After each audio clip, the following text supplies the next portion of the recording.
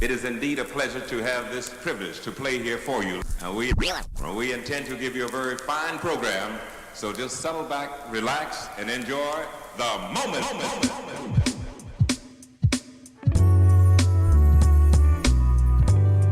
Can y'all hear me?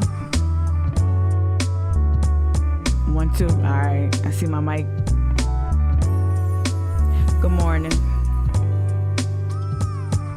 Good morning, good morning, good morning. Good morning, Facebook. Good morning, Twitch.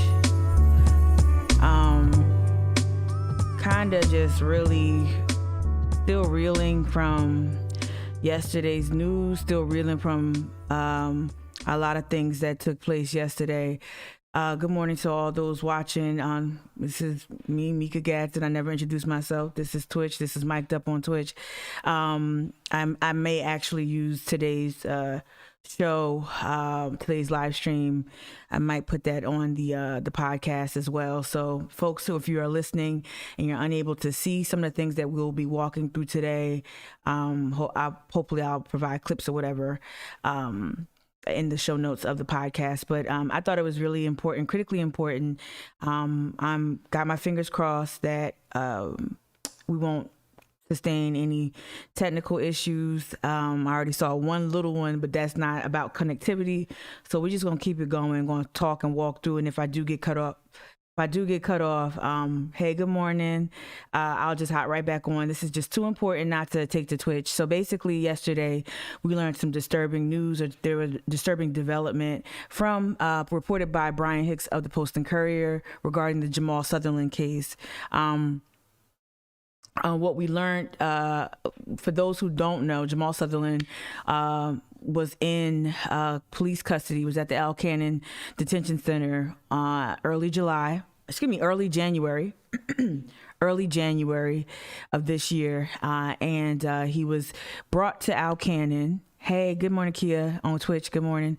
He was brought to Al Cannon after getting involved in a physical incident at the mental health facility where he was housed, where his family brought him to after having an episode, right? And so he was detained at Al Cannon. That's still unclear as to why he was brought to a jail as opposed to a mental health hospital, like a hospital, or there was another step between mental health facility, traditional mental health facility, and Al Cannon. It's still unclear as to why he was brought to the jail, but we have our suspicions. We know how law enforcement, is not always equipped to respond to mental health issues, and this bears that out, right? A lot of the conversation around defund the police, I know people want to act obtuse and engage in bad faith arguments about defund the police, including, I guess, quite recently Andrew Yang, who's such a shitty candidate running for mayor of New York. But people like Andrew Yang, moderates and whatnot, those who are really trying to signal to corporate interests, will oftentimes say, oh, you can't defund the police. Defund the police literally means that we need to take a closer look at the budget, right? And instead of growing the police budgets without justification, and instead of robbing other departments, we need to make sure that the police departments, that the mental health departments, that those services, those social services that should be in place for folks, we need to make sure that they are well funded and well resourced. So that's what defund means. And this unfortunately, Jamal Sutherland's case continues to underscore the need for more mental health tools because cops are just not equipped to respond to these issues. But so he was in custody at Al Cannon, and the following morning, I believe, he was the staff on duty tried to get him to attend his bond hearing for a misdemeanor charge, y'all. It's a bond hearing that by law he was legally allowed to waive. Again, don't know if the deputies were made aware of that. Don't understand. So he wasn't being compliant. He wasn't listening to them. And so they, of course, use force. Now, that's where we get a little unclear, but we do know the family has viewed the tape. We do know the Post and Courier has spoken to people who have viewed the tape and have found, and they have characterized what they see on the video that depicts the the jail staff, the jail deputies and whatnot, seeing them trying to get Jamal Sutherland to comply and to attend the hearing, we know that from those who have watched the tape that a knee was placed on Jamal Sutherland's back. We know that there was also a spit guard over his head, and I'm aware of that. I'm sure some of you can visualize that. For those who are people who I guess are in mental health distress or are posing some sort of threat to others, they put the spit guard over the head. But then it gets a little cloudy, right? So I'm going to go ahead. I'm looking at Facebook right now. Hey, Butch Kennedy. Yeah, I'm trying. Good morning. Thank you for your comment, and thank you for your comments too over here on Twitch. I see y'all. Yeah, there's got to be a better way. This is on Twitch in the comment section. Jonic James, there got to be a better way to help people having mental health episode. Absolutely, and nor should the penalty for having an episode that shouldn't be death, right? Like, so even if you are experiencing, I'm gonna try to move this browser over. Hold on, y'all. So I can switch the view in a second. Switching the view over. All right. Let's get back to Streamlabs. All right, let's go ahead and switch. All right. So this is just what was up real quick, but I want to actually walk you through some of the initial reporting from back when this happened. The first reporter to write about Jamal's case was Gregory Yee. All right, so this is in April. This is a follow-up. I'm going to see if they tag the other story from Gregory. This is January 12th. All right, so I changed my setup, so I'm back on the smaller monitor over here. So I'm going to blow it up quite large, and hopefully that'll help you all see it as well. I'm going to blow it up quite large. Okay, so again, let's go to the headline. Headline is Questions Emerge in Death of Inmate at Charleston County Jail Family Attorney Says, right? So we scroll down. We're going to read this together, y'all. All right. Oh, this is back in January. A week after a Goose Creek man died at the Charleston County Jail, where he was brought by deputies after a confrontation at a mental health facility, an attorney representing the man's family says troubling questions have emerged. Jamal Sutherland, age 31 years old, died after an apparent struggle with deputies in his cell at the Al Cannon Detention Center in North Charleston on January 5th. This is according to Mark Pepper, who is the family with the attorney. Then it says that SLED is investigating the case until Tuesday. So that was some of the initial reporting about this case, right? And I remember this, and this is again, I'm going to keep reminding folks. And if it sounds repetitive, that's the point. Remember, this is on the heels of the Jason Cooper shooting, officer-involved shooting in Charleston. Now, this is North Charleston. This is the sheriff's, right? Sheriff's office.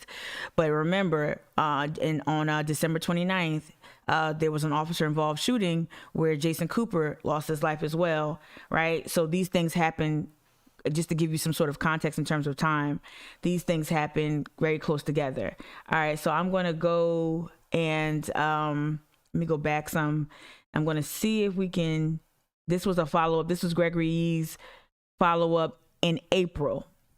Okay. And then we know also that Fleming Smith, she also followed up as well. So this is it. Few answers emerged more than 4 months after the mental health patient died at the Charleston County Jail. But a prosecutor reviewing the case is hopeful state investigators probing the circumstances surrounding the death will complete the report soon, right?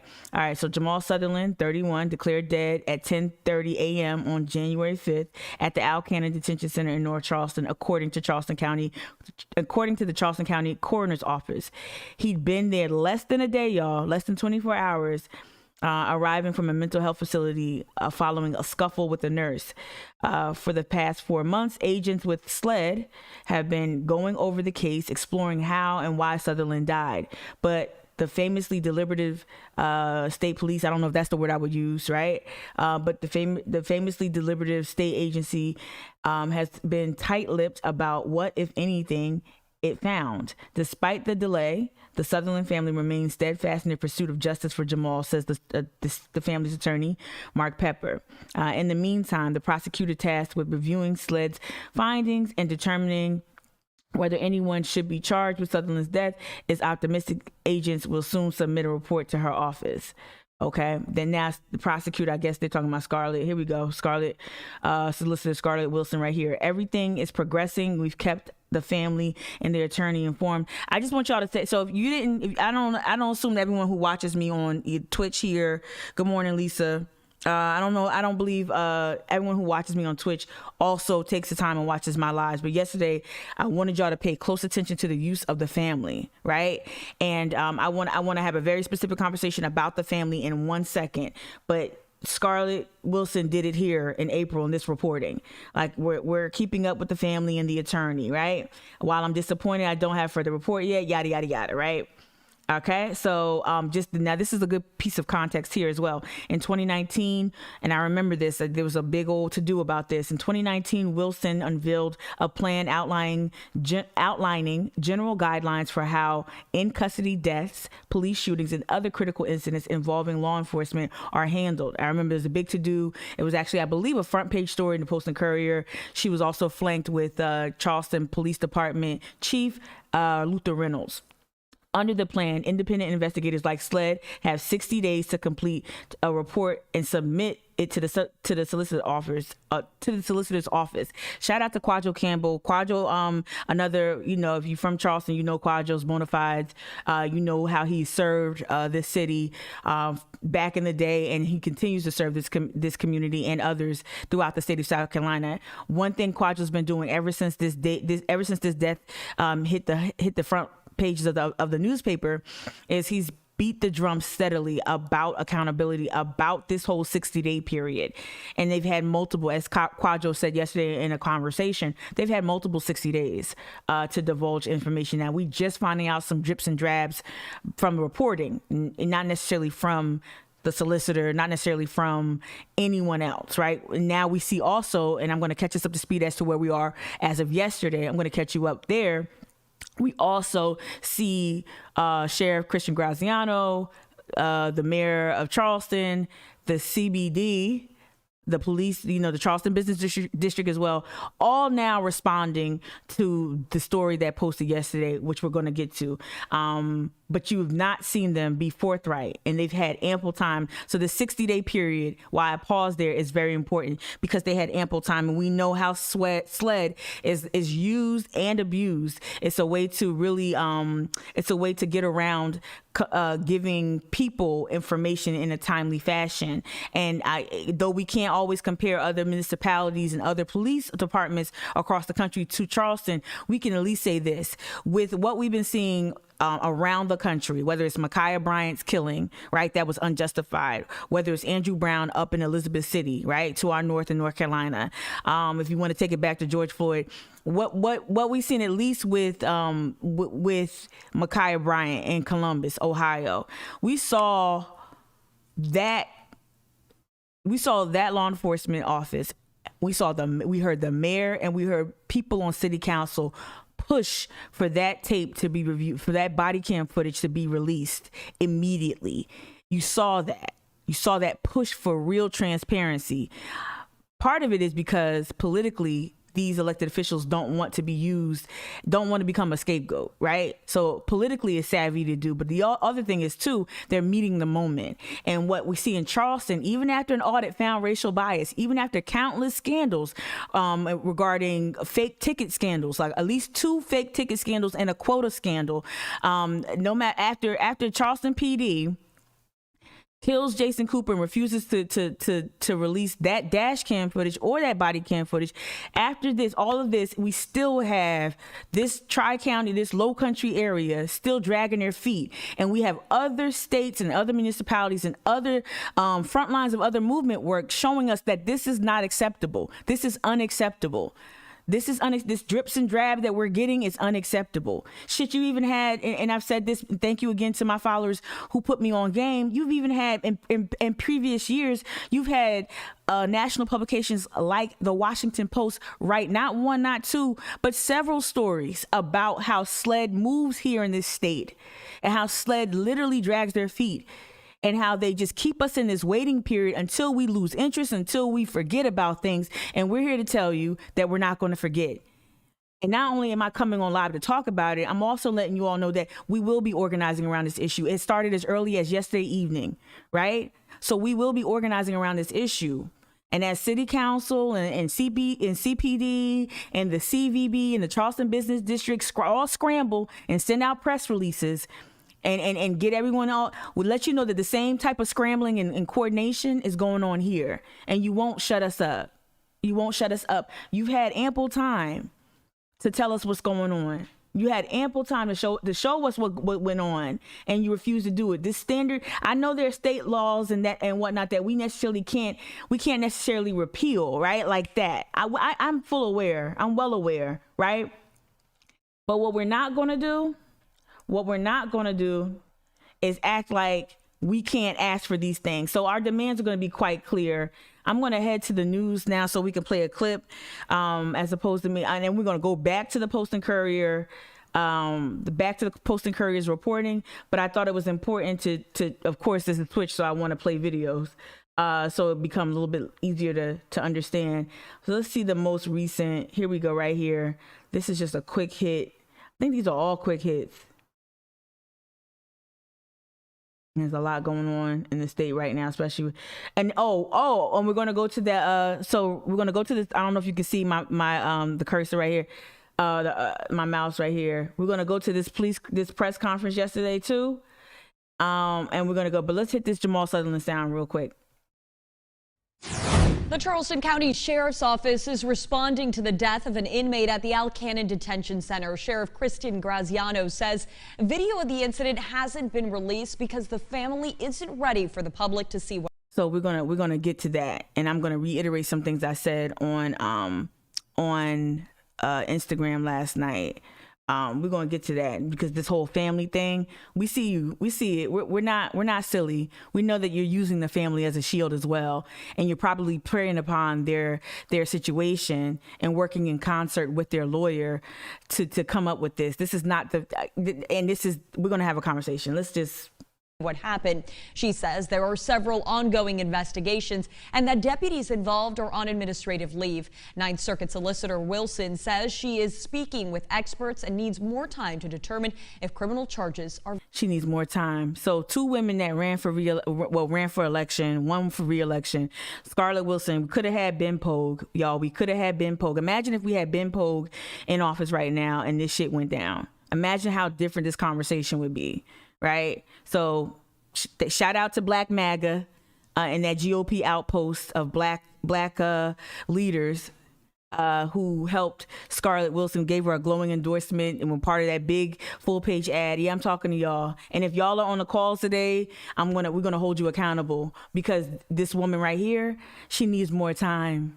This man was murdered in January. You've seen Scarlett. You've seen the world react to the extrajudicial killings of Black people. You mean to tell me that you ran for office in November, well after George Floyd, well after the protests in Columbia and Charleston and throughout the damn country. You witnessed all of that and you're still not ready. You're still not ready. Shame on those who thought that this woman was qualified to do this job. Shame on y'all who endorsed this woman. Shame on you. I'm not just going to go after Kristen Graziano. No. There's a lot of blame to go around. And shame on those who thought that this prosecutor and her track record and her laissez-faire attitude, her hands-off approach, anytime you ask her a question, it's, oh, sled. So if you can't do the job, if you're not equipped to do the job, you need to step aside. And that's the other thing too. Like, why are we not calling for the firing? Why are we not calling for, I know she was an elected official, but why are we not calling for these people's jobs? You know, you had Al Cannon in there since I was a little girl. You had Al Cannon in place since the 80s. Why are all these elected officials allowed to keep their jobs in perpetuity until they feel like they want to retire and capitalize off all the relationships that they've made while they were in power? Why we got 40-year mayors and shit and 40-year sheriffs and solicitors who don't do their job? Why are we not calling for them? They work for us. And and Kristen Graziano, you stumbled out the gate. Because, like I said yesterday on my other platforms, if your hands are tied because of the policies around firing and policies around how things happen after there's an officer-involved death or shooting or something like that, if your hands are tied, the least you could do is communicate how this is unacceptable. The least you could do is go out and take a stand against this type of shit happening in your a facility under your leadership, under your watch. The least you could do is be demonstrative and condemning this. No matter how you sliced it, it's not going to interfere with the investigation if you come out and say deaths in my jail will not be acceptable. Period. That's what you could have done. Right, but you didn't do that. So both Scarlett and Kristen, they have a lot to answer to. All right, so I want to get to yesterday's. Well, no, I'm not going to play this because that's WCIV. And I already read their coverage of it. Remember, WCIV, Channel News 4, Sinclair Station. Not the best. We're going to get to the Brian Hicks piece and then we're going to go back to the video from yesterday's press conference with law enforcement and city officials. Okay. Good morning, Laura on Facebook. Good morning, Letitia. Grand Rising. Yep. They voted. Look at that. Let me read this from Facebook real quick. Letitia in the chat on Facebook, you said they voted on a firing squad, right? Inmates still get COVID and haven't seen their families or received appropriate medical care for over a year. This is according to Letitia Amara with the Black Liberation Fund on Facebook. Thank you for your contributions to this conversation. And we haven't even gotten, Letitia, you messaged me about this last night. We haven't even gotten about the juvenile justice situation, which to Kristen Graziano's credit, she made that one of her top tier items to address. And yes, a lot of things are not Kristen Graziano's. There's a lot of things she has to unspool, a lot of tangled mess that Al Cannon started, initiated, and perpetuated for damn near 40 years, right? But this death happened under her watch. And this is something she's going to have to account for. So the juvenile justice part, I need to be caught up to speed as to what progress has been made. The ICE contract being canceled was one of the more high profile campaign promises that she came through on, right? Cool. But we need to know what's going on with black people dying in your custody. Shoot, forget black people. Anyone dying in your custody, especially someone suffering from a mental health episode, right? That's important. So this is yesterday's article. Thank you, Letitia, again. And I see you, Laura. Good morning. So this is the article that set the whole city on fire, right? So basically this came out and everyone was hitting me up. Y'all know I read the paper, so thank you. But this is what got everyone going, including city council, including the mayor, everything. So this is according to Brian Hicks. Now, this is at least the third reporter from the Post and Courier that I've seen cover this story. So this is interesting as well. So Jamal Sutherland is not yet a household name, but every law enforcement and elected official in the Low Country already knows who he is. They fear when the video of his death at the Charleston County Jail goes public, okay, and that could be as soon as this week. According to Brian Hicks, it could be as soon as this week. Everyone in the country will know Sutherland's name. State and local officials are quietly preparing for that to go poorly. I wonder why. All right, Sutherland, 31 years old. Again, we're just going to go over the details again. Sutherland, 31 years old, died on January 5th as jail personnel tried to take him from his cell to a bond hearing on a misdemeanor charge. Those who have seen the video say it's horrifying. They evoke the name George Floyd and predict that some will call it murder. I want to pause right there for emphasis, for effect. They predict that some people will call it murder. The truth may be more complicated, according to a pathologist. And this is where it gets, now this is the part I didn't read on IG where it gets tricky, y'all. A pathologist says the cause of Sutherland's death remains undetermined. But such nuance sometimes doesn't translate on TV. And this is where Hicks does his little traditional bullshit of both sides, right? This is where Hicks does his thing, because this is damn near, it feels like an opinion, right? All right, but it ain't an opinion. Okay, but this is what Hicks kind of he can get slippery, y'all, and that's why I'm not a big fan of, and I'm surprised that he's on this beat right here. All right, so they're saying nuance doesn't translate on TV. Let me tell you about some nuance. How much nuance do I need to know that a guy suffering a mental health break dies in police custody, right? How much more nuance?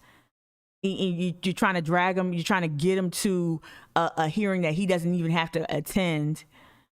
On a misdemeanor, why this man wasn't ticketed and sent back to another hospital or sent to another type of facility, why this man wasn't ticketed and released, but yet he was jailed for having a mental health episode. So I don't know about that. Where that nuance at? Can we get to that nuance? Do we need nuance as to why people suffering from mental health? And folks with mental health can get violent. Yeah. So there needs to be someone in place. There needs to be a body in place that knows how to handle that without it resulting in someone's loss of life. So I just wanted to, as Hicks gets a little fly, starts feeling himself, because he wants to be on this story, right? But such nuance sometimes doesn't translate on TV and social media these days, especially when an African American prisoner dies in custody of white jailers, especially with strained police community relations across the nation. Who created this? Who's killing us? Who's killing us? How dare you? How dare you attribute this to pop culture or social media frenzy or something trending? How dare you do that? These are literal lives. These are cops coming and overreacting and using gratuitous levels of force to subdue people and to I don't know, do their fucking job. It's just ridiculous. I'm gonna start looking in the chat over here at Twitch, looking at some of the comments. Yeah, in regards to the 60 days, Jonik, you said more time to cover up, right? That's why you need more time, right? All right, so bails out. You just said the police insist on being given the benefit of the doubt and nuance, yet the public can get none. Not only do we not get benefit, not only did Jamal Sutherland not get benefit of the doubt or due process, right?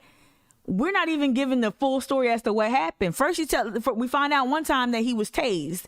Now we find out there was a knee on his back and he had one of those spit guard things over his head, right? And now look how tricky it starts to get. I didn't read this because this would have got me hot last night. And Instagram was already acting up and cut out a chunk of my rant. I just saw that this morning.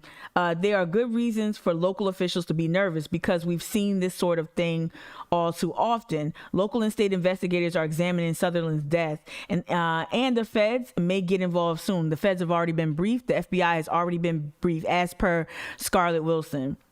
Shout out to my followers on Instagram who have shared press releases and other communication regarding this incident. But I believe Scarlett Wilson released a statement yesterday as well, right? So the feds are already involved. But the inevitable delays of a complicated investigation, it's not that complicated. It's not that complicated, right? And this is the press being complicit in the cover up and even framing it that way. I think that's while I do think that there are a number of details and things are there's a lot of political things at play here, the investigation itself, it's not. We're not going to put some sort of level of complexity on something that, and that's the thing about the George Floyd case, right? It took a whole world marching. And someone holding and filming him, filming his death in real time. It took all of that, and even that. We weren't confident that we'd get a conviction because since I've been born, you've been telling me that my eyes are lying to me. And so this is another way of doing that, like setting it up. Or, well, did he struggle? Well, maybe they had to do that. Well, he did hit a nurse at the mental health facility. So apparently, they're already framing the argument. They're already blaming Jamal for his own death. Right? They're already doing that. Oh, it's complicated. Well, no, your eyes see what your eyes see.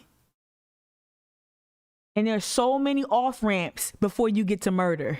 There's so many, and if you don't like that word, there's so many off-ramps before you get to manslaughter, before you get to an untimely death, before you get to use of force. There's so many off-ramps that you could take before you get there, but we always get to, for some reason, this is just acceptable and just something that happens here, right?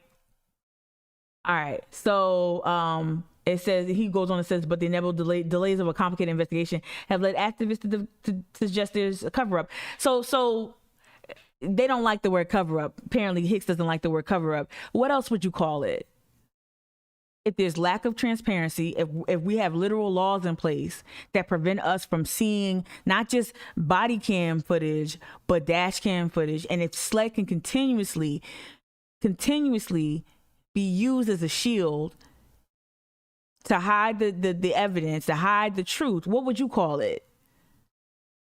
It's almost like the whole race issue here in America. Like white folks say, well, you can't say that I'm racist because it's not this explicit cross burning or wearing of hoods or use of the N word with the hard R. No, there are other types. There are levels and gradations and shades to that, right? Same thing goes here. So if you don't like the word cover up, what would you like? Because it's definitely not clear. We definitely don't know the details. He's died in January, dude. It's May. It's mid-May. What would you call it, Brian? This is a slow trudge of justice? Release the video.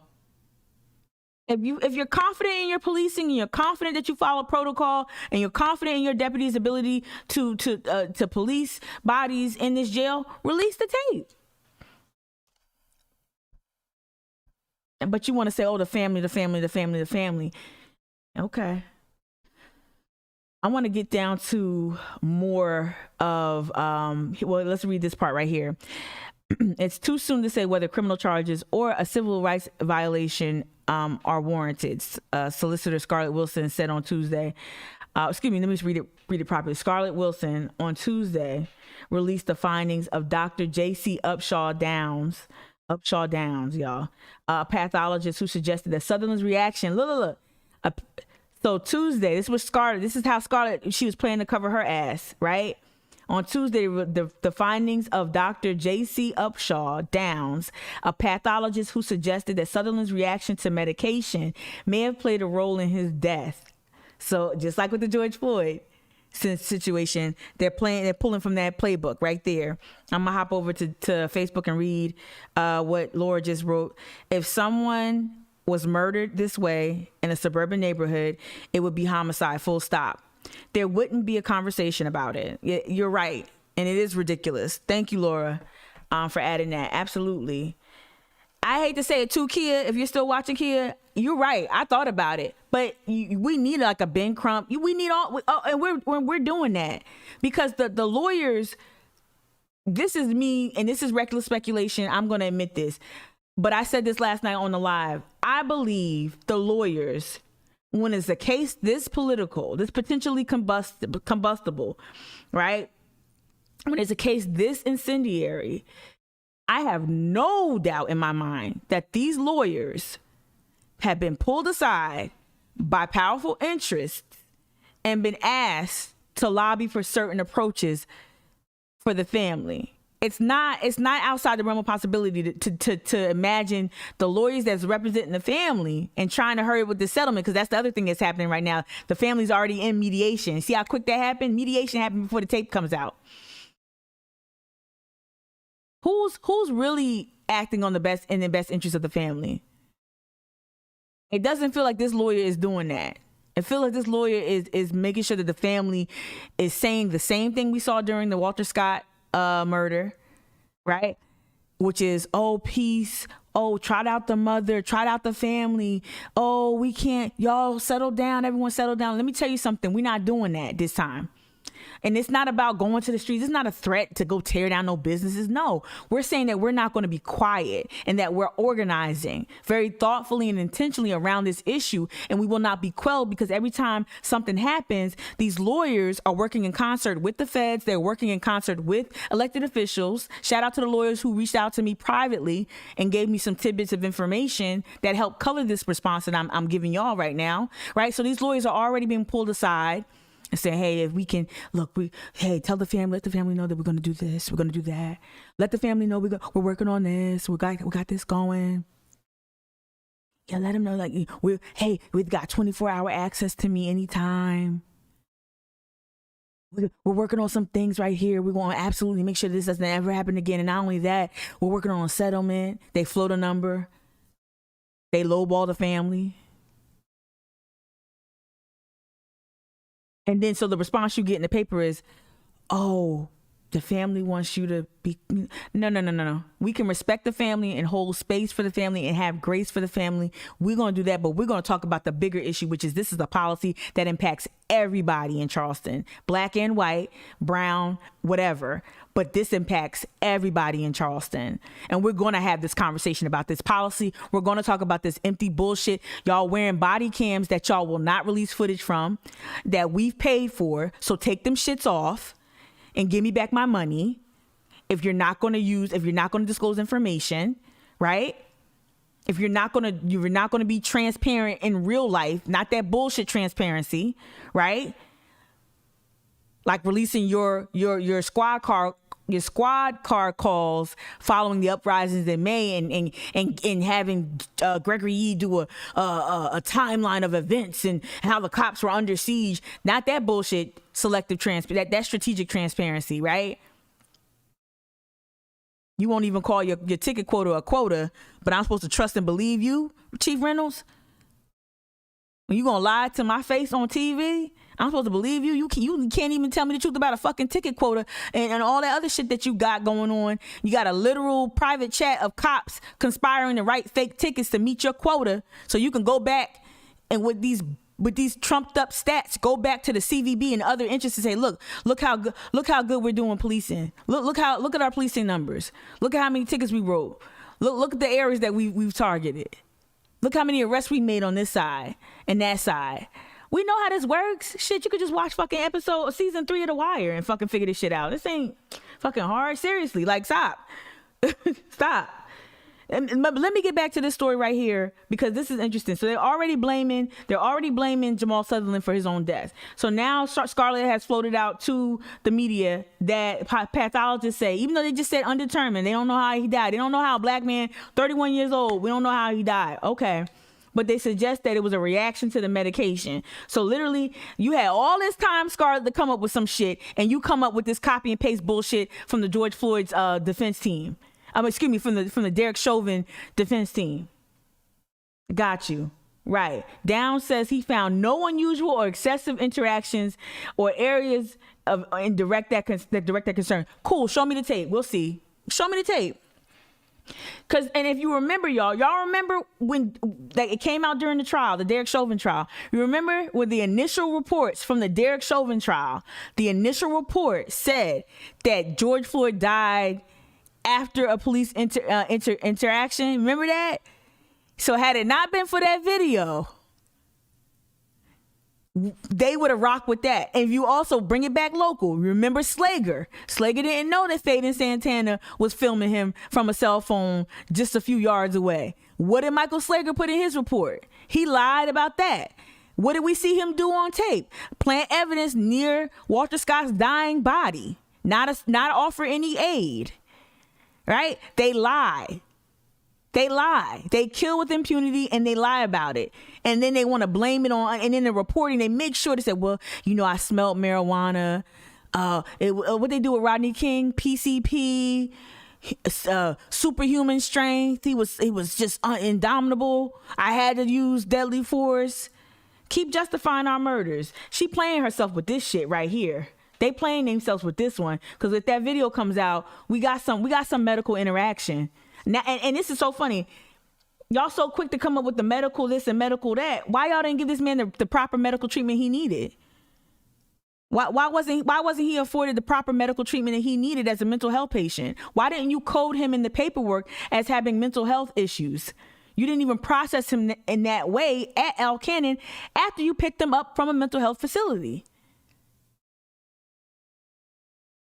So we're already suggesting that he died because, his medication. He had an interaction, an unfortunate interaction with medication, and they found no unusual or excessive interactions. Oh, if there's a knee in the back, let's get to that because that's got to be in here. That's got to be in here. We're not even we ain't gonna cover. And see. Let me see. Let's see. I think this part gets in. Here we go. So this gets into the situation. This was Gregory Yee.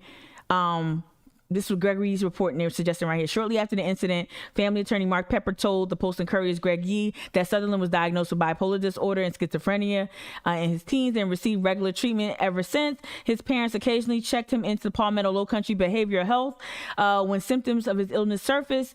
They last took him there just after New Year's on January 4th.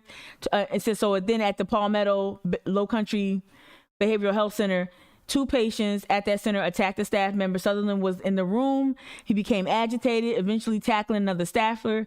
North Charleston police and Charleston County EMS responded. Sutherland was charged with 1 count of 3rd-degree assault and battery, then transported to jail. Activists argue Sutherland simply should have been ticketed for the misdemeanor. Absolutely. If he had to leave the facility, they say he could have been taken to a hospital. He surely could have. All right. At the Alcannon Detention Center, Sutherland refused to leave his cell for a bond hearing. Deputies were ordered to take him anyway. Now, who placed that order? That's what we need extra clarity with too, right? Yeah, Mark Pepper is the lawyer. If someone's asking that, so who placed that order? Who gave? Because he doesn't. Now, see, this is why I gotta go find Fleming Smith's.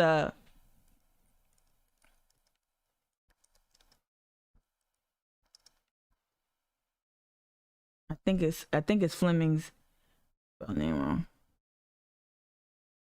Let's see. This might be the no. There was something else. There was an article that described that he did not have to go to that hearing. I'll find it later and I'll share it later. Okay, so here we go. Here's the part that's really disturbing, y'all. And I just want to say trigger warning, because this is very disturbing things to talk about. This is very, very uncomfortable for me. I'm trying to blaze through it carefully. I'm trying to do a bunch of things at once, which is respect the family, but also bring you the facts that people are not really sifting through, right? So he could have been taken to a hospital. At the Alcannon Detention Center, Sutherland refused to leave his cell for a bond hearing. Again, a bond hearing he did not have to attend. He could have waived his right to that hearing. It's a misdemeanor charge, y'all. Deputies were ordered to take him anyway. People who have viewed the video say the deputy put a knee on Sutherland's back while handcuffing him. That is a legal police procedure, I guess, according to Hicks, but we need to see what it was for us to determine whether it looked crazy. All right. But to some, it will no doubt invoke the memory of former Minneapolis cop Derek Chauvin holding his knee on George Floyd's neck. All right. That's just one of several bad images reportedly on the video. Sutherland had a spit guard covering his face. So there might have been some breathing issues there, right? Okay, so the spit guard covering his face, which is jail protocol. Deputies fired stun guns repeatedly in an attempt to subdue him. And I just want to lift up something that my friend Evelyn, who's chimed in on Twitch in previous streams, has said this. We got to stop thinking that tasers are less lethal. Oh, wait, Fernando, I'm seeing you drop something in the chat. I'm gonna try to figure it out what you just sent me. Well, can you tell me what it is? Can you type what it is, Fernando? Is it something real gross from Mark Pepper or something? Or is it the article? Just I'm gonna try to click on it in a second. Okay. And now I lost my train of thought real quick. Hold up. Oh, Evelyn. So we need to stop thinking that tasers are less lethal, because tasers can also cause death, right? We know that if you keep squeezing it, it can have people go into cardiac arrest. That's another thing we need to talk about. Yes, I know we want them to use a taser rather than a bullet, of course, but we need to stop acting like tasers are like this, it's just something that subdue them. It's just a little, no, it's literally sending electric currents throughout your body. And depending on, and this is where I will yield to the whole medication thing. If this brother was on medication for his mental health, for his mental illness, yeah, these are things you need to consider before you use that type of force. And this is the use of force. I believe just if you discharge your firearm, that's an issue. I think if you discharge these tasers, that could lead to death. That needs to be investigated just as thoroughly. That needs to be treated just as severely as someone who discharges a gun, in my opinion, right? Kia, you wrote, if I'm not mistaken, is Mark Pepper the lawyer? Yeah, Mark Pepper is the lawyer. Right. I know. It's complicated. I know. I see Fernando. Okay. Let me click on this link real quick and then I'll go back. Oh, can't click on it. Can't click on for some reason. All right. So this is the broad strokes. And then here comes Brian Hicks talking about the implications, right? So this is what Charleston's really scared about. This is what they're really worried about. They're not really worried about Black lives and cops really cracking down on or cops stopping the cops from killing us or beating us or shooting gas canisters at young protesters in yoga pants, or arresting people for taking a knee in Marion Square. They're not really dedicated or committed to stopping that, or rolling down King. Thank you. I see you, Fernando. Thank you for the text.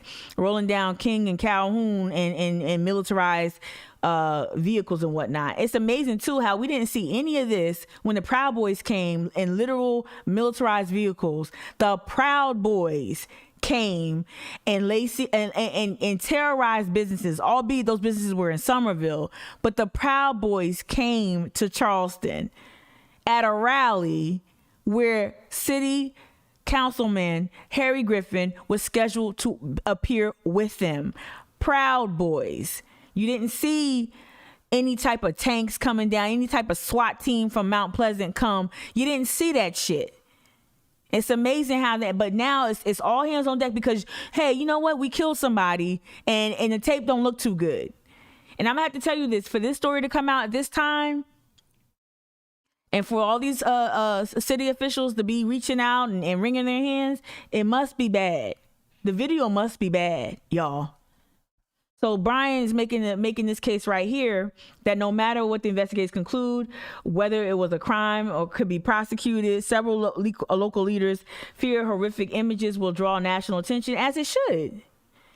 Charleston hates the eyes on them for the wrong reason. They spend too much money with Condé Nast, y'all. They pay every year. They pay to be #1 city. They pay every year, damn near millions of dollars. If not by now, it's millions of dollars to Condé Nast to be touted as the #1 city in America for peddling antebellum fantasies steeped in racist white supremacy. Right? They want to be known for that. Look, guys, look. We want to be known for trafficking in Black trauma. We don't want to be known as killing them in real time. We want to romanticize Black death. Those cobblestones, yeah, we know they're ballast stones that were used to balance the weight on slave ships. We know that, but we'll just make them really pretty. We'll get a bunch of influencers here, and we'll pay Condé Nast a lot of money. And we'll team up with cities like Greenville and get front page stories like the front page of the Wall Street Journal. Y'all saw that other day. Greenville got the front page of the Wall Street Journal. Our tourism industry got over $20 million in COVID relief money. They don't mind selling you Black death as a vacation destination highlight. They don't mind selling that. They just don't want it. They want it to be look pretty.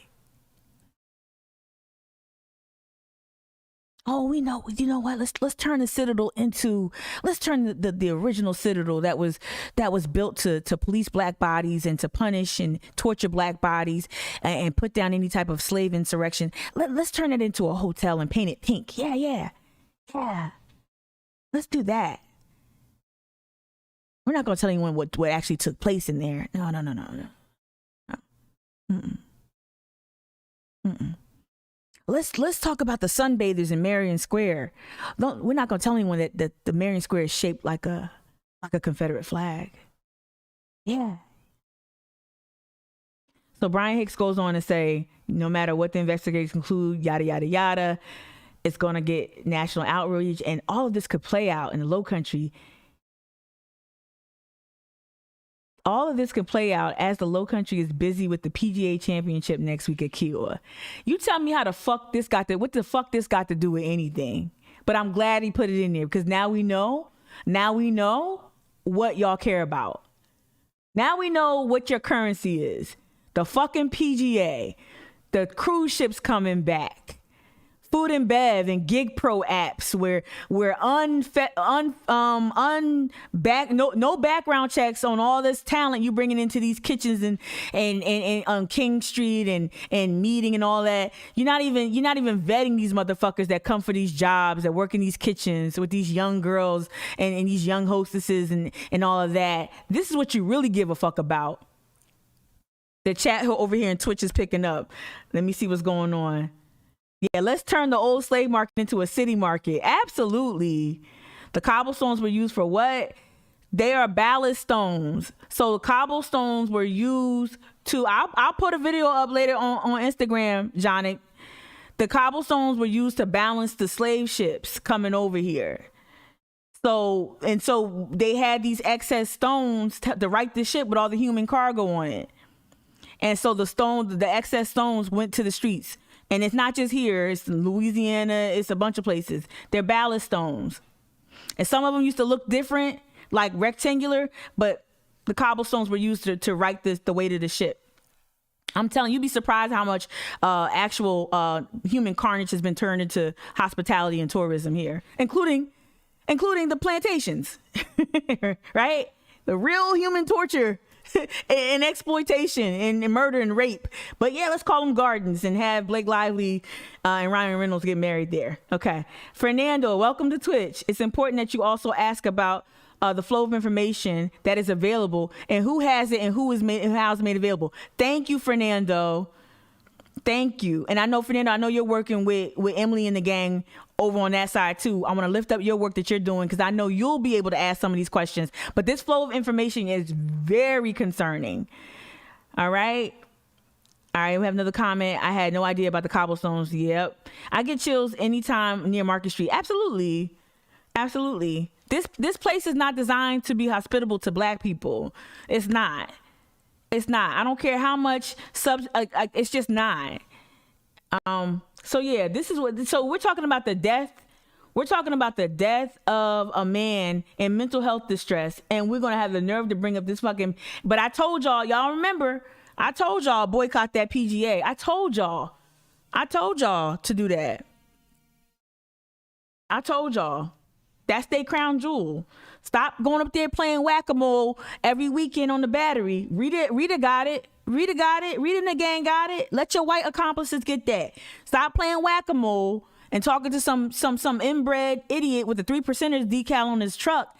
Stop playing with him and start really going for their neck. Since they, this is what they care about. They care about Condé Nast. They care about where that $20 million or that more than $20 million, where that's going. That's what they care about. They care about tourism. And look, and this is what they're proud of, right? Charleston remained relatively calm in the aftermath of Scott's 2015 killing and the massacre of AME, but that was 6 years ago. I'm going to switch cameras real quick and tell you why you should never be proud of what happened after Mother Emanuel. I said this on Instagram Live, and I don't care if anyone doesn't agree with me. This is what I feel. And I know I'm not alone. Shout out to everyone who's messaged me in my DMs about this as well. There's nothing to be proud about that we didn't take to the streets after Mother Emanuel. A lot of y'all were like, well, cops didn't kill anyone who was dealing roof. No. That happened to us. That was an act of terrorism that happened to us. That was our time. That was our moment to start asking for things, to feel safe, and to asking for things that make us feel at home in a city that we built. Oftentimes I tell y'all, I'm a Gullah Geechee descendant. My daddy was born on Wamala Island. All right, my last name is Gadsden. This city is my motherfucking birthright. And I don't say that, I'm not saying that lightly. I'm not even making a joke. This city is my birthright. My ancestors built this city. And the fact that I don't feel comfortable, the fact that there aren't any Black cultural haunts left, the fact that Black folks who do remain on the peninsula have been pushed to low-income housing, they've been relegated to low-wage jobs, the fact that you're trying to continue to fill, and finish filling the Gadsden Creek, the last remaining 4 acres of tidal wetlands that have a literal drainage feature, that if you would have not filled up that whole Lockwood where these Black people were flourishing and building and earning money over in Back to Green, had you not filled that in and let that marsh do its job, you wouldn't have any flooding over there. Hell, you wouldn't even have any streets over there, right? So Mother Emanuel, bring it back to that. Mother Emanuel was our time to ask for better. Mother Emanuel was our time to say, you know what, I don't feel safe in this city anymore. If it's not explicit violence, it's the violence that comes with redlining, that comes with redistricting, which comes with us not having any political power. If it's not explicit violence that at the hands of a white supremacist, it comes in the form of my churches can't even stay on the peninsula anymore. More and more black churches have uprooted and left. And so that's what you ask for after a terrorist comes and victimizes your community. You ask for everything you are owed because they have yet to even acknowledge that what they did to us justifies reparations, justifies reparative justice. They have yet to even say that. They don't even have they don't have the damn spine to say, you know what, slavery was fucked up. We need to apologize as a collective. You got literal black lawmakers on that council right now carrying the water of white supremacists, literally carrying the water of white supremacists. And y'all fell for it. And I'm gonna say this, and I don't care, to have Marlon Kimpson and Wendell Gilliard take to a microphone the day of the protest last year and to get people to calm down. Again, you fumbling your political currency. You are fumbling your leverage. And I don't know why you made that calculation that was smart to get up there with your black ass and take to the mic. And it's the same shit they're going to try to get me to do this weekend. And I'm not for it. I'm not for it. I'm not agreeing to anything. I'm not going into any room without demands being met. You're not going to use my black body at no press conference to tell people to stand down. We need justice. Fuck all that peace shit. We need justice. And it doesn't mean, no, this is not Mika saying, Mika said, take to the streets. Mika said, go on King Street. Mika said, nope. Don't even, you're not going to get me jammed up. Not even saying that. We are demanding justice. We are demanding to meet with our lawmakers, and we are demanding that they do their fucking job that we pay them to do. We are demanding that they be really transparent and not just keep saying that word. We are demanding they stop weaponizing that family against other black people. If you cared about the family so much, their son wouldn't be dead right now. If you cared about the family so much, the family is such a concern for you, their son wouldn't be dead right now. And you're going to try to make me fall for that trick? Oh, the family. Not falling for it. Y'all shouldn't fall for it. Oh, the family. Well, trotting out, and God rest her soul, trotting out Walter Scott's mother. I'm assuming they didn't know how they were being used against us. And calls for justice cannot always be reduced to violence. Calls for reform, calls for you to fucking follow through or comply with a FOIA request. That's not tantamount to a rock going through a window. So I need you to stop comparing what I'm asking for or what people that I'm in community, the organizers I'm in community with, stop comparing that to some people who stayed around late at night, like the Boogaloo Boys, like the white nationalists that were there, literal white nationalists that were there hanging out, didn't make the story. John Golden got the pictures. I don't know why the Post and Courier didn't get the Hawaiian shirts. I don't know why. In the gas mask. I don't know why y'all didn't get that. Post and Courier. But you made sure to get the black guy with his arm stretched out by a police squad car, right? So you're gonna try to compare what we're calling for to what happened at night when night fell. Right? You're going to try to compare these calls for justice, for reform, for transparency, for you to actually follow through with some of the recommendations following the police audit in 2019. You're going to keep doing that, and that's not the same. This is where I'm going to hurt feelings. I'm not one of them little kids out here playing games trying to provoke cops. It ain't never been like that. I'm a whole grown woman, and I organize different, right? I organize different. So stop comparing me to them little kids that y'all keep having in the rooms, right? Who are satiated and sated with, who are satiated with proximity and being called. You can't summon me with no text, Graziano. City Council, Yeah, I'll listen, but but I got terms that need to be met before that. This is why y'all don't invite me nowhere either, and I'm good with that. I'm good with that. I'm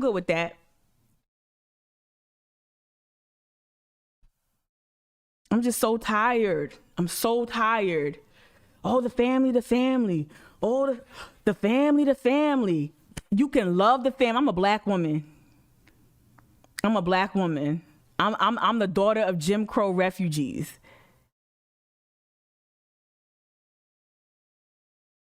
I love my people. I wouldn't have selected Charleston as my place to live if I didn't love black people, because Lord knows I'm not here for the money. Lord knows I'm not here. I'm not here because it's affordable. I love my people, my community. I can love on the Sutherland family, and my fight for justice is how I express my love for that family. My cause for justice is how I express my love for that family, and not just that family, the Scott family, and not just that family, countless other, Jason Cooper's family, right? The young boys that got chased down in the market area for selling a $2 rose and wrestled to the ground, wrestled by a grown-ass tourist that should have been arrested for touching a fucking child. But the cop, because you got beat on your foot, the cop let this man do a citizen's arrest to jail a child for selling a $2 rose. I'm fighting for that. I'm fighting for those families. How dare you keep saying, well, the family's wishes. So Scarlett is doing it, Kristen Graziano. Hey, and I am leery of the representation of the family. I am leery, because if y'all settling and mediating before this tape comes out, before you can get public sentiment, national public sentiment behind you, I don't like they are rushing you to this so you can close the case and say, oh no, the family's this ain't, and that's why it's not. This is why you can't make it about one family. This is how these politicians keep fumbling the ball. This is why you can't make it about one family. Because when that one family does what's in the best interest of them, right? And I'm not faulting them, right? But when that family does what's in the best interest of them and their well-being, it's going to result in a settlement. And there's going to be things that can't be disclosed and yada, yada, yada. They're going to use that to say, well, they took it. They said it's done. It's a wrap. They agreed to these terms, and that's why it can't be just about the families. You can't put us in that corner where we're only talking about one family, the family that was the most directly impacted. I get you, but we can't make it about one family. It has to be about the larger system. It has to be about the budget. It has to be about protocols. It has to be about health and safety. This is a bigger issue. This is not about me competing with any other media market or anything. This is about systemic issues going on in Charleston that have been substantiated by their literal audits conducted by literal cops saying, hey, we got an issue here. Yes, that's CPD, but we also know what Al Cannon has wrought. We know what Al Cannon was up to for his damn near 40 years in power. We know how Al Cannon disproportionately policed immigrant communities. Black and brown communities. We know what's going on with the Juvenile Justice Center. We know what's going on over there. There are a lot of issues. There. That's why it can't be about one family. It has to be about broad sweeping changes. And and for anyone out there arguing, for anyone out there going to take to a podium this weekend and stand with our elected officials in calls for peace before you even get any type of justice, you're playing yourself. And that's how they typically do. They'll get the clergy, they'll trot them out. They'll get the family, they'll trot them out. They'll get an inexperienced young organizer and trot them out. And then say, hey, we're all coming together and we're calling for peace. Meanwhile, never giving you any justice, never giving you anything that resembles justice. You didn't get anything met. Right? We're in a time right now where not only our only black elected congressperson is talking about police reform. Not only is Clyburn talking about police reform, we've got Tim Scott talking about police reform, right? We've got Lindsey Graham talking about police reform. And so what? We're going to rush to keep this shit quiet because the PGA coming? Fuck that. I'm sorry for being sophomore. Fuck that.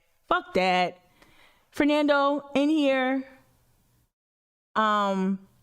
Okay, Fernando, what you write in here and on Twitch? Mediation settlement for one family is not justice when the system isn't changed. Bingo. A system. Okay, jump real quick. A system based on historical evidence will continue to abuse brown and black communities, constituents. Absolutely. Yeah. So let's get back to YouTube real quick. I'm hot. Thank y'all for watching. Thank y'all for still, I gotta get this. I hope they all heard, because I'm tired. I'm really tired, and they're gonna try to do everything to make this about what it's not. And they keep, and I said this last night, I was laughing because they do the same thing. Okay, so this is the other part. Before I play this video, I had to say it. They think we dumb. They think we're dumb. They don't acknowledge for some reason, a lot of people who come to me don't know that I'm already in community with other people. Like they don't know that. They don't know that I'm talking to people, and not just black people, y'all. Duh. I've got all kinds of friends, all kinds of colleagues, all kinds of acquaintances who float me information a lot. They work at y'all's favorite institutions. There's a lot of good people in places that I would never work, trying to do good work from the inside. And they always underestimate our ability to spread information. It's so funny. I'm gonna have to say this. It's so funny how if you read even just like if you read even one well-written chapter in a good book about the institution that was the enslavement of Africans, of black people, if you read anything about that period from the perspective of those who were oppressed, not from the oppressor's perspective, you'll learn how black people innovated almost in every turn. In every turn, they demonstrated what we call resistant bondage, meaning that they created newspapers while enslaved. They created communication channels. How do you think Harriet Tubman saved 750 enslaved people during the Combahee River raid? How do you think she did that? How do you think those 750 black folk how do you think they knew to make their way to the riverbank because Harriet was coming? From how many countless different rice plantations in that area? I mean, far-reaching plantations in that area. We talk. We have it ain't even that we talk. We got cousins. We got folk. We talk. And so when I hear one thing from this person, they never acknowledge my position in the community, but they don't acknowledge like the other part. Like, well, maybe Mika's in community. Assume that I already know. Start there. Assume that I already know. Cause I do. No matter how many times I tell y'all I read the fucking newspaper every day, they still act like I'm just getting this shit from my favorite podcast or some shit. It never ceases to amaze me. It never. Kia, you just wrote on Twitch, this was even more stupid to release the video during the George Floyd anniversary coming. All right, people's tensions are still high. You think it's stupid to release the video? They need to release it. It's actually good. Like, no, release it now. Release it. That's the problem with Charleston. Everyone wants a fucking break. Shout out to Justin. Conversation we had offline yesterday. You know, this really is a vacation area. Like, in that mentality, that vacation, laid back, laissez-faire, let's crack a beer. That mentality has seeped into how people really see their place in community. And so, like, no, ain't no days off. This is the literal town. That's the thing. We fallen for that Charleston is just a tourist destination. No, it's home to citizens, to real families. It's home to people who live here 365. And that's the mentality we have. Oh, this is a vacation destination, so we can't expect much from there. We only expect to have a good time here. We only want to have have a couple of beers and lay out on the beach in Folly. No, this is a literal place where I live. I pay taxes here. I work here. I volunteer here. I organize here.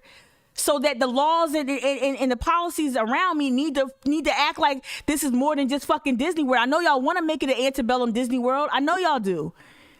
I know it's about to be Sea World, right? Because y'all not really doing what y'all need to do with climate change. But I know y'all want to make it the happiest place on earth. But this is a real ass city with real ass people. And stop treating us like the labor force that you have to quell and pacify, and start treating us like constituents that you have to yield to because we put you in office. Period. Oh, I got you, Kia. I know, like I got you. Yeah, if you would have, I got you, Kia. Now, if you would have released this shit off rip, we wouldn't be talking about this shit right now. It's the truth. Thank you, Kia. I got you loud and clear. Absolutely. All right, let me play this video. Now, this was from yesterday's. There's been shootings on King Street. This is a long press conference. I want to see if there's first a snippet of it about the press conference. Let me see. McMaster doing McMaster-like things. We already played this clip. Let's see. Let me see. All right, so we're just gonna go ahead and play this part of this press conference. Welcome everyone. Thank you for joining us. I'm already charged up because I don't like what I'm seeing. But I'm gonna up the volume. Let me up it on my desktop a little bit. RIP earbuds. If your earbuds get a little loud, sorry, I had to turn it up because this is very poor quality audio, it sounds like, in my ear. Right here adjacent to King Street.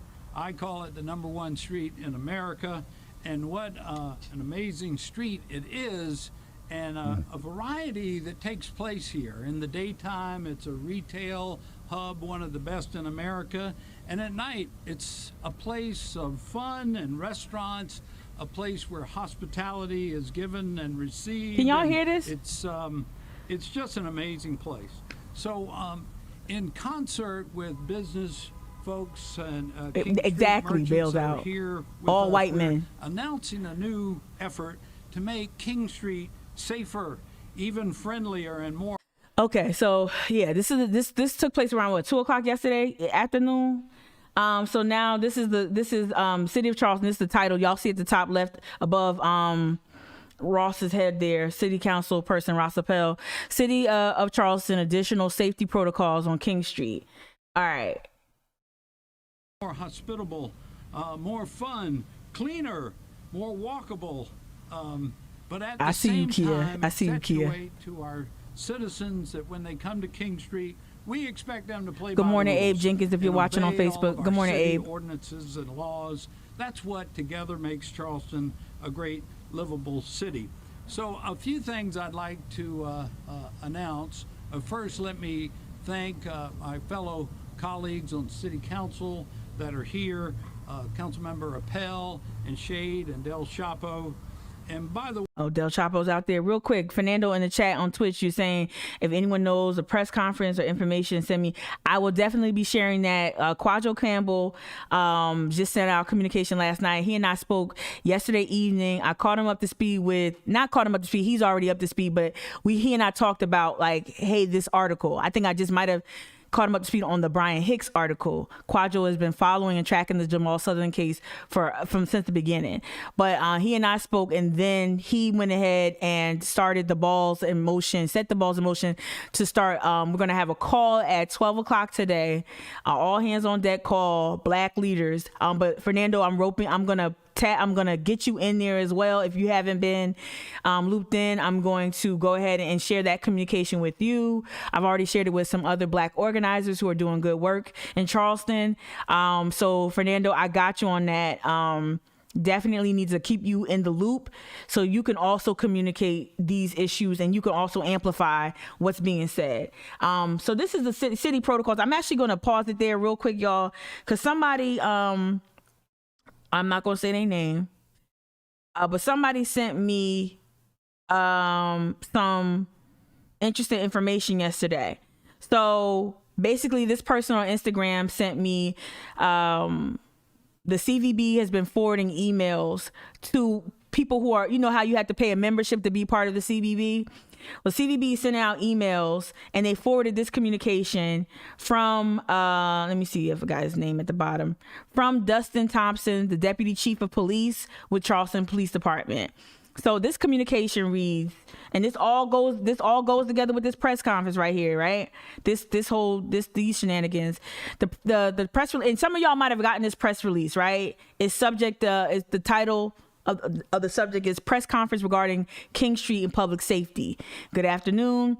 If you did not see the press conference today, I wanted to make sure that everyone was aware that we have made significant preparations for the CBD, which is the Charleston Business District. This is the only part they care about, right? This is the crown jewel of tourism. So the police have said, Deputy Thompson is saying that they've made significant preparations for the CBD in the coming weekend, following weekends to address the large crowds and the crime associated.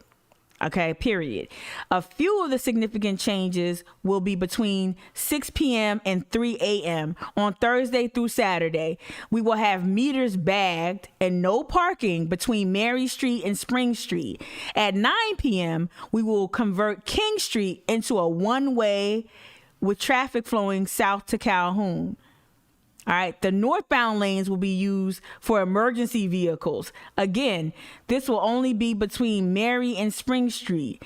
We are bringing in additional resources to maintain control of this area. As you might have already seen today in the local news, interest in the death of Jamal Sutherland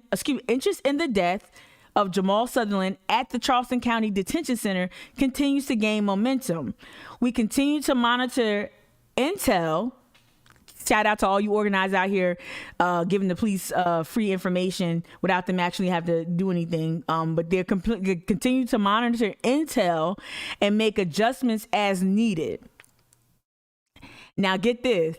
They say as they have done, get this. Y'all remember when I took to Facebook? And I, after the election, like, yo, why Charleston so quiet after Joe Biden's election? After we got rid of MAGA, why is Charleston so quiet? I thought this was a blue bastion. I thought this was a blue dot in a sea of red. You remember when I asked y'all that? Like, why was Charleston so quiet?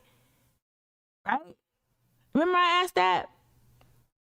So this is how Dustin Thompson concludes his statement. I'm going to read it again. As you might have already seen today in the local news, interest in the death of Jamal Sutherland at the Charleston County Detention Center continues to gain momentum. We continue to monitor intel and make adjustments as needed. Hi, I know y'all watching too. Hi. As needed, as we have done during the election and the Derek Chauvin verdict. The department is prepared to activate all officers and move to emergency operations if needed, which is SWAT.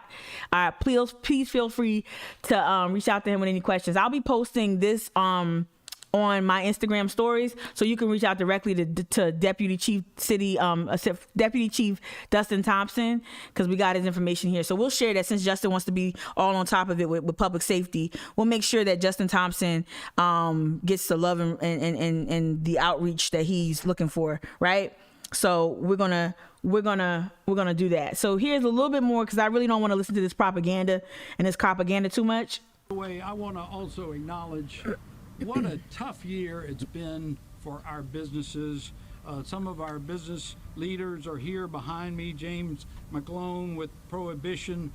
It's been real hard. You know who's like really impacted though? That low wage workforce that don't have no benefits and shitty wages. That's who it. I don't drop my shit. That's who it's been real hard for.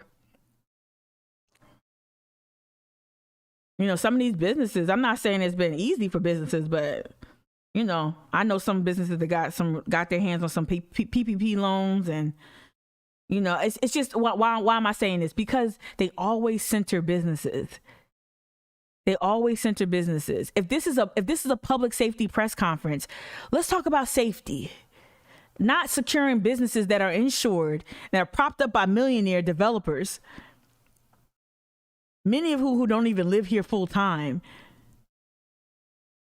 Why do we always center businesses here? And why do we allow our elected officials to do this? They never step up when it comes to other issues.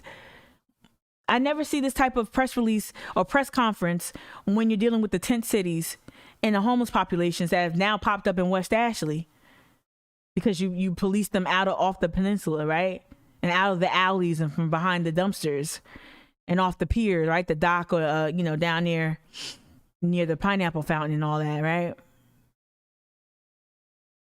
This is the public safety press conference. Let's talk about some public safety. Roy Neal with El Jaffe, Keith Benjamin with Uptown Social. El Jaffe? You mean El Jefe? Daniel James with Las Olas. Lamar Bonaparte is going to join us. Fuck Los Olas. We already know Los Olas. Y'all know that's a racist establishment. A lot of these businesses that he's rattling off have a huge issue. But these are the most vocal business leaders that really, really put a lot of pressure on the mayor. And this has been said before, people that I was in community with. The CVB is arguably more powerful, more influential than the actual mayor of Charleston. So just so you know that what you're not seeing, you're seeing a couple of business owners and a couple of our council people who head up certain committees on city council that deal directly with commerce and with businesses, right?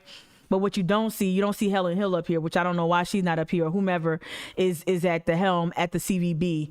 But this is all about the CVB. This is not about public safety. This is not about actually addressing what's causing the crime, right? On King Street and throughout downtown Charleston. This is not about that. This is about making sure businesses feel like they can make money, especially coming out of COVID-19. In a minute with the Republic Group. Y'all, they've had a pretty rough year. COVID really knocked I'm not sympathetic. Out of business in America, and particularly on King Street. So we want to do everything to help them get back to regular business. And I must say, it feels like somebody just hit the switch, right? A few weeks ago that people started coming back to Charleston, hit to this. make a few remarks. Roy? I'm fast forwarding to this person right here. Thank you, Mayor. This is the dude that owns El Jefe, I think. Thank you. Well, I can't speak for all the business owners, but we had a great meeting today. And, as a business owner on King Street, All white men. we're blessed to have Here comes the council person. customers come back and support King Street and support this viable, lovely city we have. But we also are thankful for City Council and the Police Department and the Fire Department to really looking forward to helping us stay safe and bring the business back, because there are a lot of people that want to come here in Charleston. So I think these actions, even though turning King Street into a one-way route for these few nights each week, will actually help us, because most of our patrons are walking, and we just want a nice, safe environment out there. So I thank you all for. It's so funny. It's just like well, I'm gonna stop here because I got to get the fuck off because I'm tired and I'm cursing. What's up, Honor Marks on Facebook? You wrote the Billionaires Run the World show in Charleston. Absolutely. Yeah, I'm not really that sympathetic to a bunch of whatever. I want to know why there's violence on King Street, right? Law enforcement. I want to know why there's violence on King Street. What's causing it? What's the root cause, right? And I would argue, much like some of the environmental issues that Charleston's contending with, I would argue that when you push people and forces so far, that there's a reverse reaction. When you push people so far, things happen. When you push these natural resources, like you kept filling in the creek over there and back to Green, and the water just coming back home. That's why it floods over there on President Street, because you filled it in, and you filled it in irresponsibly, and instead of working with nature, you worked against. I have a feeling that some chickens are coming home to roost on King Street. And I also want to remind you all that this is nothing new. King Street has always been a lightning rod for controversy. It's always been a place that has not been hospitable to black bodies. And you're like, well, what this got to do with the shootings? It has everything to do with it. This is the undercurrent here. This is the thing that's bubbling below the surface here that contributes to these issues. And so when you mix in enough alcohol, which you love plying your guests with, right? When you mix in some alcohol, you mix in that cocaine that y'all love to enjoy, you mix in all of that, and then also you sprinkle in a little economic issues, low wage jobs, black people not having a place to go to where they feel safe or appreciated culturally, not having enough black owned businesses on King to take advantage of all of this wealth and this $1 billion tourism industry. You're mixing all those things and you're going to get unrest and you're going to get a lot of bullshit. They're not, people need opportunities. People need to be heard. People need places to let go. I don't believe that this is a gang war, a turf war. I don't believe that. I don't believe that at all. These are chickens coming home to roost. These are socioeconomic issues that are manifesting in these violent ways. And while I would never condone violence, I would never condone violence of any kind, and I never said that. And if someone tries to misconstrue that, I would never condone violence. But what I am saying is that I'm more interested in knowing why. I'm more interested in learning why this stuff is happening. I'm less interested in hearing about this plan to keep wealthy white men, in bad polo shirts, and keep them feeling safe. Arguably you could say a lot of wealthy people profited from the pandemic. I don't even think that's an argument. I think that's a truth. Not everybody, but a lot of wealthy people made out great in the pandemic. A lot of wealthy people grew their businesses during the pandemic. A lot of wealthy people came out ahead during the pandemic. And the people that suffered the most is that low wage workforce. It's the women and men and women, that invisible workforce that keeps the hospitality industry buzzing, that cleans the dishes in the back, that that turns down the beds at your favorite hotel, right? That takes care of your kids while you go enjoy the city. So look out for the horrible cocaine. Yeah, a lot of cokeheads. Ask me how I know. Former Uber driver. Ask me how I know. A lot of coke. Like, I just want to say that, y'all. A lot of cocaine. A lot. That PGA tour is gonna be lit. That PGA shit. All right. I'm gonna call it a day there. Tisha on Facebook. Yeah, this rage. Let me read this before I head off. Letitia, dropping jewels. There is rage there from the blood of our ancestors. Absolutely. Absolutely. Absolutely. All right, y'all. Look out for more. Please stay tuned to the Charleston Activist Network on IG. Please stay tuned. The algorithm is trash. So just continue to stay tuned there.